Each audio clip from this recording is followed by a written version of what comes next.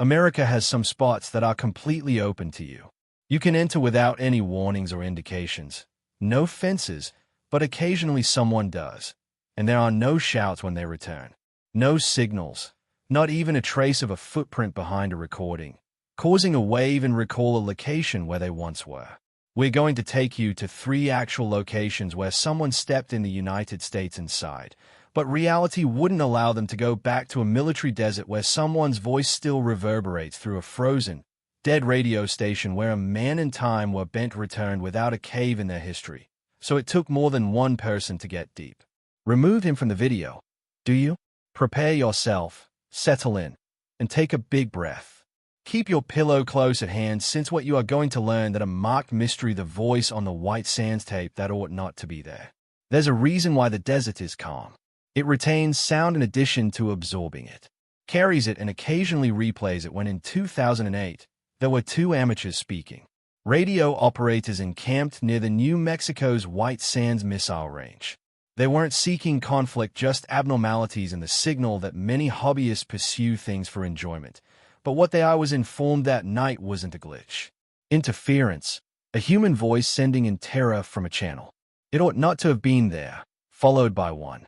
On September 22, 2008, one of them disappeared. Marco Jansen and Ethan Bell set up camp northeast of White Sands National Park, 12 kilometers park, were longtime radio enthusiasts, training in signal and frequency tracking decoding. They chose that spot due to its closeness to overlapping military bands to avoid interfering with anything, only to hear the edge of the classified unknown. Marco picked up at 10:42 p.m. a shortwave frequency object. A weak signal at 447.031 meters, followed by a. His voice was crackling, and he taped the whole. What they captured has never before been formally verified, and the subsequent was even more difficult to describe. The audio starts as static and then a man's voice estimated to be in their mid-30s, strained whispering. There is no hatch. They are underground. I was just walking and didn't open anything. It was merely a stop and a dip in the sand. Then, it's not deserted down here. A metallic vibration in the background, such as distant scaffolding being hit, and below that, a second, weak voice said the same words, but a little bit later. The tape goes on. They are aware that I am present. 3 words become clear once the light disappears. Please don't be rattled again, followed by a rising tone that isn't human, followed by. The entire broadcast lasted 91 seconds in quiet. At 11:03 p.m., Marco made the decision to put the coordinates in writing and try again. Ethan wanted to go closer in the morning if that originated on the ground, he stated. We might be standing on it. Marco said Ethan took a portable and stayed behind. Receiver's phone and flashlight that. When did Marco last see him? Ethan's receiver was nowhere to be seen at sunrise. Was discovered 200 meters half buried in the sand. East phone no longer tracks after certain location, as though the desert had ceased recording and never returned. Marco transferred the sound to a radio. Enthusiast forum the week after it with an unknown 4047. 0 was the name of it. 031. The thread was flagged in 2 days and eliminated. People who downloaded the file claimed to have been corrupted or refused to play the history of Marco's post. He never commented again after leaving the forum. There is still one user left, though. Posted the file's transcription, the one that matched Marco's before it vanished narrative, particularly the last sentence that Marco never made what I'm hearing public myself, but I'm keeping quiet about it. Experts say 447.031 MHz is not a common frequency. Military frequency, which doesn't match neither civilians nor recognized emergency bands nor encrypted systems, according to some. The feed was looped and rebroadcast later. Some believe it was a mirror of escape the ionosphere. Yet nobody is able to describe the time offset, the voices, or the fact that subsequent investigations of that area, there were no subterranean constructions, discovered nothing but sand and quiet, the sort of quiet that seems to like though it's still playing today. There's no sand marking, no documentation of the, no access logs, and a missing person. It's like Ethan Bell was only ever a voice on an inappropriate frequency and a recording that disappears when attempting to. Sometimes the desert doesn't allow you to maintain it. Simply swallow individuals. It mimics their actions, returning them even after they've left. But there are other locations outside the desert where retains the individuals it accepts, and the cold makes it much more difficult to follow Cachet 4's frozen station. Missing days in the body is not just rendered numb by cold. It slows down time, transforming seconds into minutes. And if you're there for a long time sufficient to make time vanish, that's what transpired with Urban Oliver Chase, an Oregonian adventurer who went it alone to an abandoned outpost tucked away in the Wrangell St. Elias Wilderness in Alaska. His objective is to record the remains of an abandoned mine that was absorbed by. He discovered something older in the snow. Maps are cooler than the surrounding ice and capable of shattering time itself. Oliver, 34, on February 12, 2015, Chase set out to find a real ghost in Kennett Town that the Kennecott couple once called home. He followed a well-known path. Corporation enters a winter-prohibited area close to the Root Glacial where a number of supporting stations had been abandoned to decay in.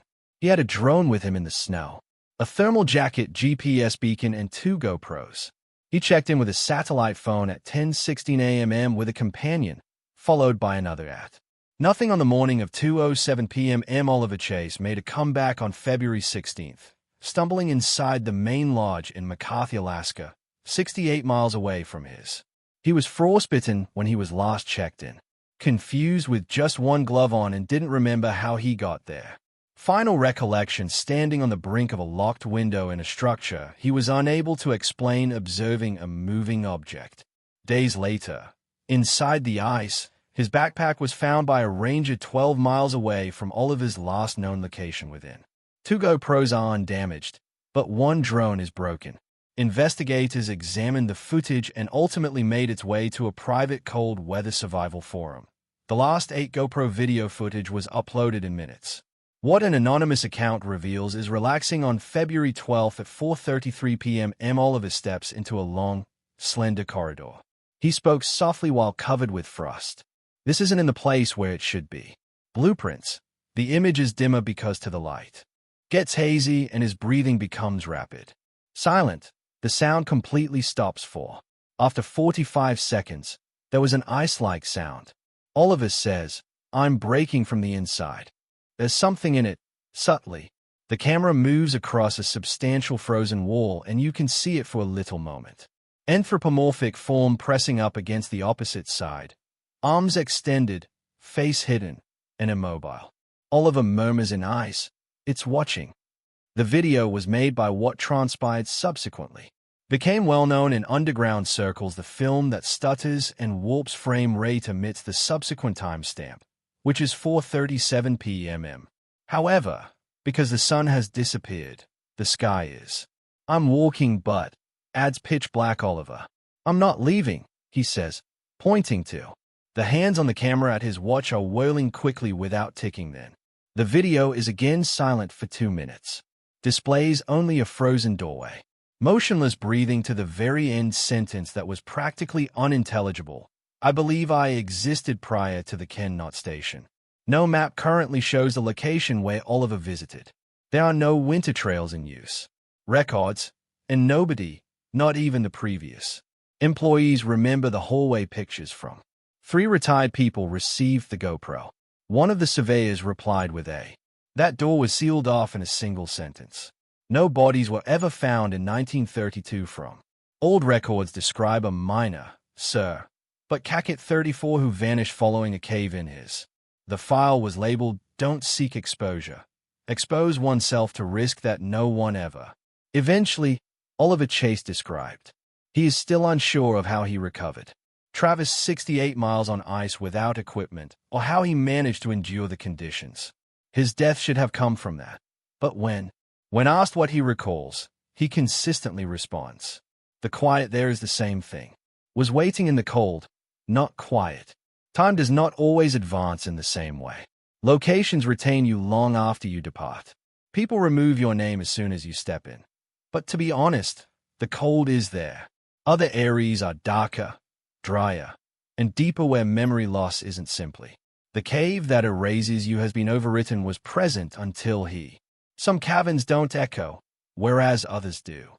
Mirror your voice so that others can hear it. But in Utah's Wawa Mountains, there's a cave that is unidentified, unlisted, and where something unexpected occurs, yet it doesn't simply conceal individuals.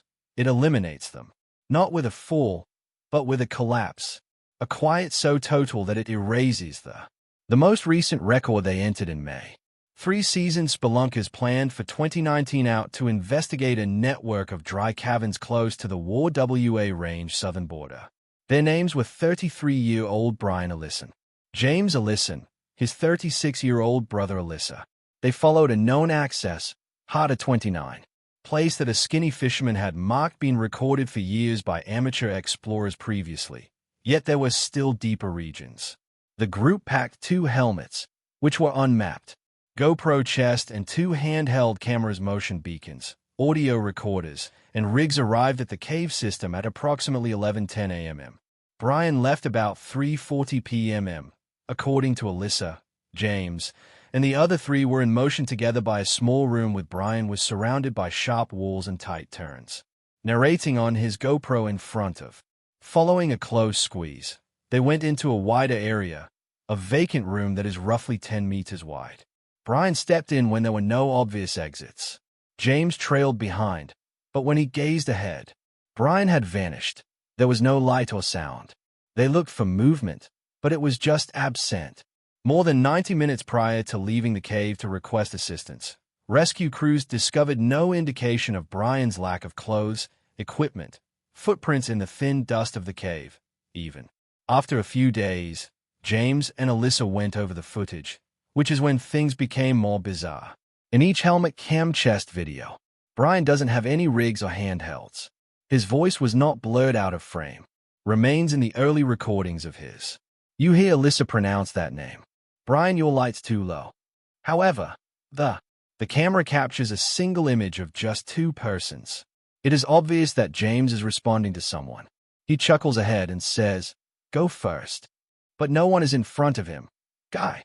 Brian seems to have never been filmed, although, as they engaged with him, the 3 days after the fact, James and afresh. When the search team returned to the cave, they arrived at the same empty room as before. They used a parabolic microphone to boost far-off vibrations while looking through They heard breathing on the walls, but no echo. Wind that is quite rhythmic, followed by a voice muted as though it originated inside Just 2 words, rock. "I'm here." Group panicked and left right away When the audio was examined, the waveform revealed a voice, but no corresponding outside source as. If the cave itself had a voice following James tried to retrieve any. Brian's social media digital footprint cloud backups, shared images, and archives. But files weren't erased. They were simply absent. Unfinished group pictures taken prior to the tour revealed a blank area where Brian ought to be. Remarks that mention him stayed, but the email tags were broken. He took part in corrupted chains. One picture taken a week prior to the trip depicts the trio grinning. But in Brian's visage and the copy on James' phone is blank as though there was never a camera registered him in the official report lists. Brian Ellison is thought to be lost. No trace, no body, no entrance record. In terms of the state cave database, as far as the system is concerned, he never existed. However, James recalls, Alyssa recalls, and perhaps the cave remembers too. First day, a man's voice echoed out of nowhere.